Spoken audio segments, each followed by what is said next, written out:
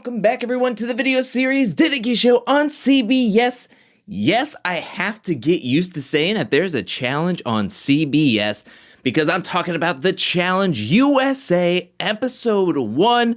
We have a lot to go over. We have 28 new competitors making their challenge debut all at once. We start off where this episode starts off with a night landscape of Argentina as we see a challenge bus driving to drop off all the players to the challenge house. And I put the word house in quotes because this is more like a warehouse dressed up as a house. But all the competitors move into the house. They're all talking. They're getting ready to pour the champagne, getting ready to chat. That is until the front door busts wide open and TJ walks through to greet all the competitors, welcome them to the Challenge USA, and also lay down some ground rules and what the format for this season will be. He lets everybody know that everybody has their own personal bank account on the season. He's going to drop $1,000 into each one of their bank accounts, and that you will need $5,000 minimum in your bank account to be eligible for TJ's final. And the way to win more money into your personal bank account, you either have to win a daily challenge or win an elimination. And that's basically all TJ says before he tells everybody, enjoy the house, get your social games going, because your first daily challenge will be coming very, very soon. He leaves. We get a lay of the land of all the players and their relationships to one another, how they did on their past seasons of whatever show they come from. The information that we get from these first few couple of days will be key playing further on into not only this episode, but for the rest of the game. We learn from a conversation that Azah, Shan, and Desi was having with each other is that Survivor is talking about how they want to stay very close with one another, and they seem to be staying in tight-knit groups with each other. Now, Desi says that she has yet to talk to Sarah yet, and this could still be night one and it's edited in a way to make it seem like it's later on. But the way the editing showed, it seemed like this was days after that they had already moved into the challenge house. I think that's what I would like to call assumptive gameplay if Desi and Sarah, who are both from Survivor, did not have a conversation with each other, yet are saying that, oh yeah, Survivor strong, we'll just stick with Survivor. That's just assuming that just because you're on the same show or from the same show, that you will just automatically stick together. And we've seen on previous seasons or shows that just doesn't normally work out. We get the vibe that there is a trio forming with Cache, Selly, and Justine as we see them talking with each other on night one, especially talking about Cache and Cinco's past relationship that they had recently broken up prior to coming into doing the Challenge USA. I think all the shows have it in their mind that they want to stay their show strong. So there's no doubt in my mind that Cache and Cinco will be looking out for each other. It is just going to be that awkward vibe because they have recently broken up and that they are recently exes. But the trio of Cache, Selly, and Justine are pretty strong as we see them talking on night one, and then they're talking with each other the next morning. And it seems like they are very close with one another. And speaking of Love Island, we also hear from Shannon, who we see get a little bit vulnerable with Kira and Giovanni in their bunk situation, and she's getting emotional, telling them that this is a lot. This can be very overwhelming for somebody, and this is a new experience. This is a new game. Everybody's talking about how it's the fifth sport. It can be a lot for somebody who has never been in this type of environment. And so Shannon shares her vulnerability, and it spreads throughout the house that possibly Shannon doesn't want to be there or isn't 100% into this experience, and it starts to spread like wildfire. And it's not bad to show your emotions or be vulnerable, but in a game like the challenge and a game that's going to be highly competitive, if somebody gets into power, they're looking for anything to latch onto to be a motivation to send somebody into an elimination and a reason to send somebody into an elimination. So showing her vulnerability side wasn't bad, but it kind of painted a big old target on her back. Moving over to the Big Brother side. Now, Big Brother, we've seen play a very strong, loyal game, especially majority of the Big Brother players that were brought on to do this season. However, not everybody is in their mind wanting to be Big Brother loyal to the end. More specifically, Alyssa and Derek X, who feel like they were kind of screwed over on their Big Brother season by the cookout. And so we have Alyssa night one, hanging out with Shannon, and Shannon wants some lowdown. She wants some tea on the Big Brother group, and Alyssa is just like pouring as much as she can into Shannon's cup, just giving her a ton of ammunition for later on in this game, because Shannon's like, is there any like rifts between the Big Brother group? And Alyssa was like, let me tell you right now, there is an alliance that was on that season that was very strong, and it was called the Cookout, and it even helped Xavier win, who he won my season, and just like throwing all this information on the Cookout, throwing them underneath the bus. And it's just like Alyssa and Derek X talked multiple times in their confessionals about wanting to get revenge on the Cookout, and it feels like they are setting them up to try to help other players knock them out of this game, or get players on their side to help knock them out of this game. So it's going to be very interesting dynamics as we move further on into the game. Speaking of which, we have everybody donning their challenge gear to meet up with TJ at this week's daily challenge, where we are standing right next to a giant building with a whole bunch of math problems on the side of them. So we know the first daily challenge is going to have something to do with heights. But before we can get to competing, this is when TJ tells them that this is going to be a paired game. So everybody pair up in co-ed pairs, and then we can get started into this week's daily challenge. Now everybody is thinking, oh my gosh, these are going to be the pairs for the rest of the game. So there's some people who are trying to be strategic about being partnered up with somebody from another show that they're not originally from. So you have Alyssa with Ben, Tasha with Xavier. Then you have other players who are trying to keep their friends close and enemies closer, like Danny and Shan. Now, Danny talked about how his wife told him, like, if Shan's on this season,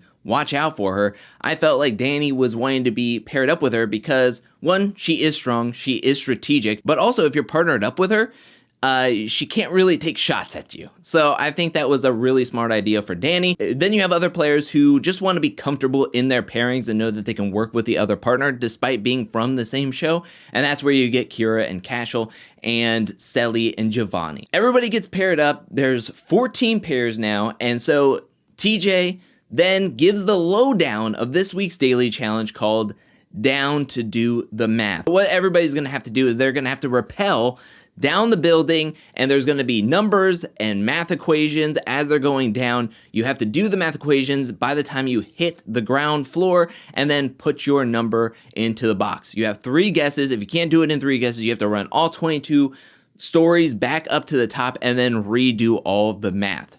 The team that can do this the quickest will win into power and also win $10,000 into their bank accounts, meaning they're splitting that up, meaning if you win a daily challenge, you're automatically eligible to run TJ's final. Because this episode was a special hour-and-a-half episode, we got to see every single person complete this daily challenge. Now, right off the bat, it is a major disadvantage to going first in any challenge, in any daily challenge, and we see that as clear as day with Kira and Cashel going up against Kyland and Azah. We have both players doing the math as they're descending. We have Kyland and Azah rappelling way quicker than Kira and Cashel. However, their math was wrong all 3 times. They did a huge miscalculation as they got to their box, meaning they had to run all 22 stories up, meaning Kira and Cashel actually win this round. And the stairs really took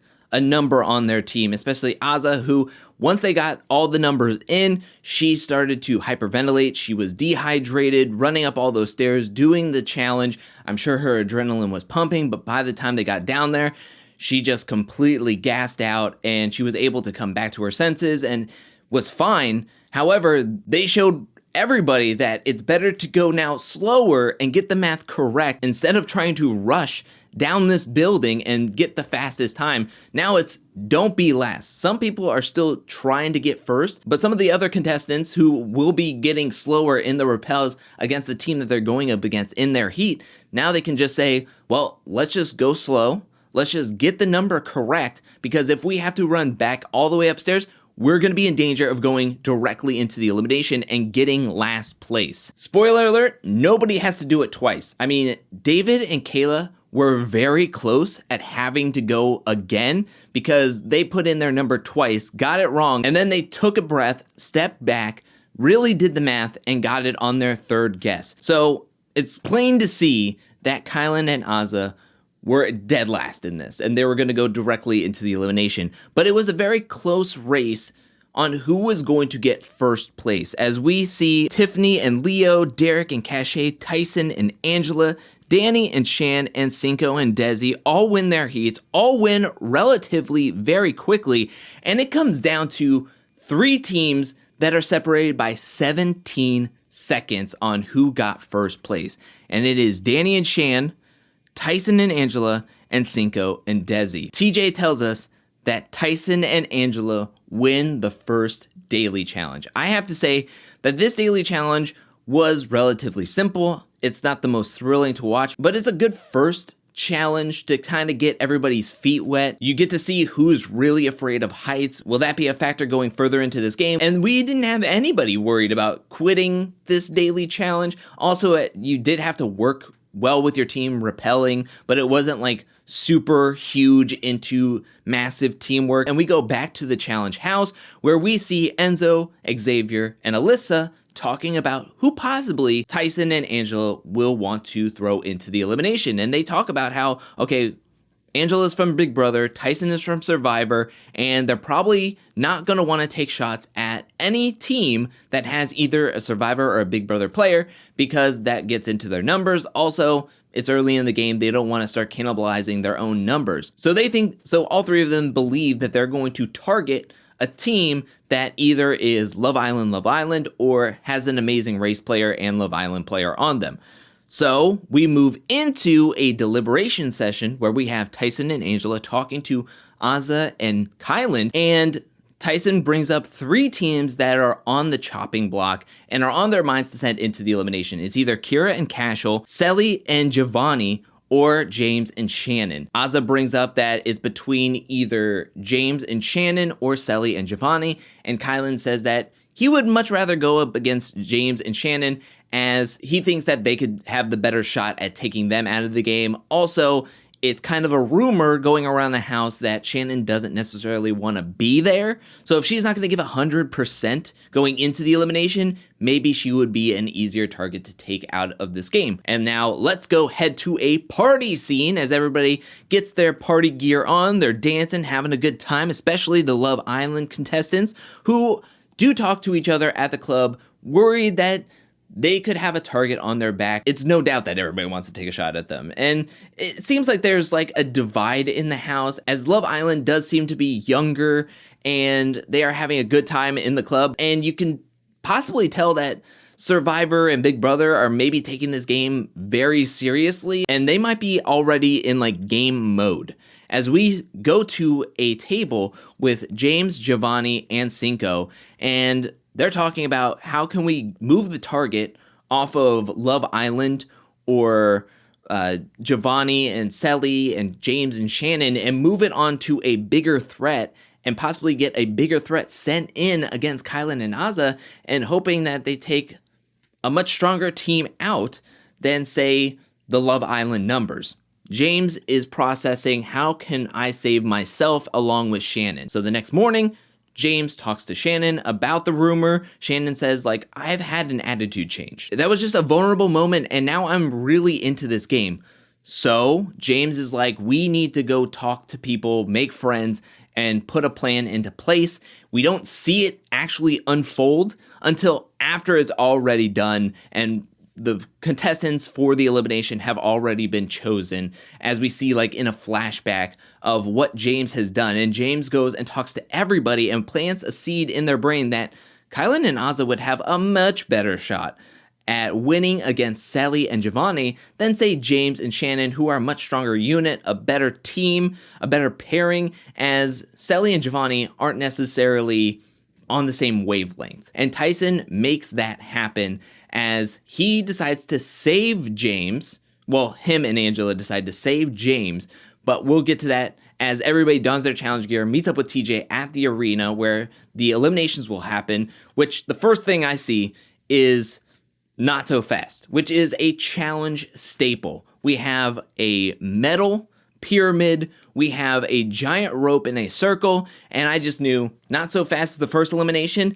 Yes, please. Thank you, Challenge USA. I would love to see not so fast right off the bat. Once in the arena, TJ calls in Kylan and Azza to join him on the elimination floor, and that's when he turns the attention over to Tyson and Angela to ask who will they like to send into the elimination, and they decide that they're going to send in Selly and Giovanni. And we get some trash talking happening before the elimination even starts as they're trying to do some confessionals, and you have Giovanni and Selly yelling, getting hyped, trying to get into the minds of Kylan and Azza game, and that's when TJ sets everybody up, blows that horn, and everybody is off trying to tangle up their rope. Now, I will say that I thought that Kylan and Azza had this in the bag as their strategy seemed to be working. Their communication was a little bit better. And then I think towards the end, that's when Selly and Giovanni was actually starting to get into a rhythm. They were doing the much better strategic move of making a giant knot in the middle of the pyramid. They had already went around a couple of times. Then they made a giant knot in the middle. And I was thinking, yes, that is the move. But I do think it was too little too late, because once they were ready to switch over, you just see that they have a lot of slack in that knot. The main strategy for this elimination game is to make a giant knot in the middle, but also you have to make sure that there is no slack. So it makes it that much harder to step in and out of that knot. They didn't pull the rope to take out all the slack. So when they swapped pyramids, I was like, okay, well, at least Selly and Giovanni have somewhat of a chance, I feel. However, Kylan and Azza make quick work of that knot because of the slack was just too much in it.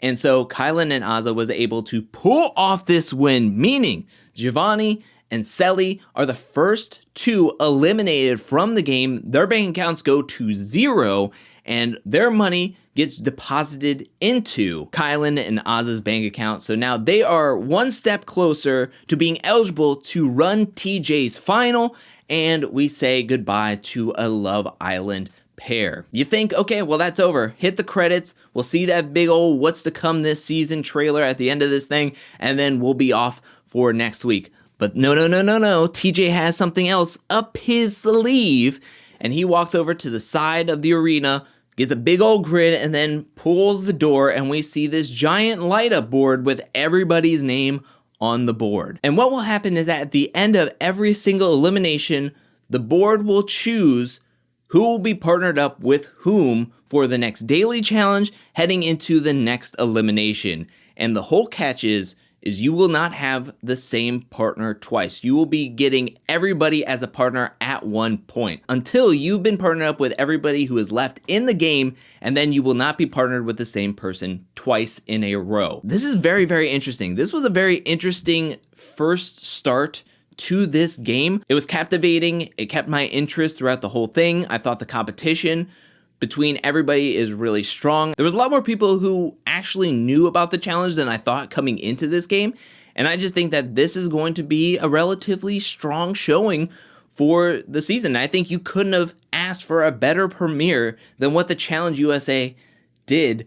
And I think that this is going to be a very interesting game as we move forward week to week to week and see how we move from we're going to be Survivor strong or Big Brother strong to then seeing some of the players start to morph into different alliances and working with different players and different shows. And you know what? I'm actually getting excited about seeing where this season can go. But that is it for this week's review and recap of the Challenge USA. What'd you think about this episode? Let me know down in the comment section below. What'd you think about the daily challenge? What'd you think about the relationships in the house? What'd you think about the elimination? Are you sad to see Giovanni and Selly go? Who are you rooting for? Who do you hope gets paired up with whom next? Let me know anything and everything down in the comment section below.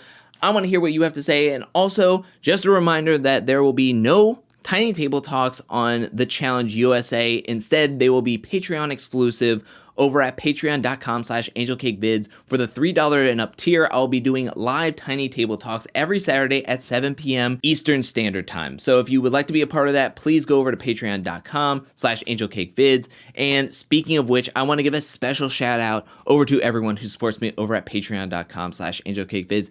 Thank you for your support. Thank you for your generosity. Thank you. And thank you to everyone who is watching this video up to this point. I really appreciate it. I'll be back really soon with more Challenge USA content, more challenge content, more content in general. But until then, peace.